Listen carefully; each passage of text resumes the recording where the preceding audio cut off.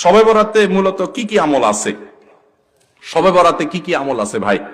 শবে বরাত উপলক্ষে ওই রাতে করার জন্য হাদিসে আলাদা করে এই আমল, এই নামাজ, এত সূরা, এতবার, এরকম কোন কথা কোন বিশুদ্ধ হাদিস দ্বারা প্রমাণিত না।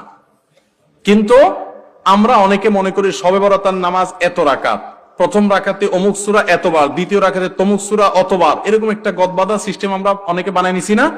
এগুলোর কথা কোন হাদিস দ্বারা কিন্তু প্রমাণিত না। হাদিসের নামে, ইসলামের নাম মন গড়া কিছু করলে সেটা কিন্তু জায়েজ হবে না। তাহলে আমি কি করতে পারি? মধ্য শাবানের রাত, যেটাকে আমরা শবে বরাত বলি, এই রাতে আল্লাহ তাআলা বান্দাদেরকে সাধারণ ক্ষমা ঘোষণা করেন। এই রাতের একেবারে কোনো মর্যাদা নাই, ব্যাপারটা সেরকম না। মর্যাদা হলো যে আল্লাহ তাআলা বান্দাদেরকে সাধারণ ক্ষমা ঘোষণা করেন। তবে যার ভিতরে অন্যের প্রতি হিংসা আছে, শত্রুতা আছে, তাকে আল্লাহ মাফ করেন না। আর যে শিরকে লিপ্ত, আল্লাহ তাকে মাফ করেন না। আপনি মাজারে সিজদা করেন আর শবে বরাতে সারা রাত মসজিদে সিজদা করতেছেন আর কান্নাকাটি করতেছেন, লাভ নাই, কারণ আপনি শিরকে লিপ্ত। শবে বরাতের সাধারণ ক্ষমা বা মধ্য শাবানের রাতের সাধারণ ক্ষমার মধ্যে আপনি পড়বেন না। এজন্য শবে বরাতে আল্লাহ তাআলা সাধারণ ক্ষমা যদি আপনি পেতে চান, তাহলে আপনার কি করতে হবে?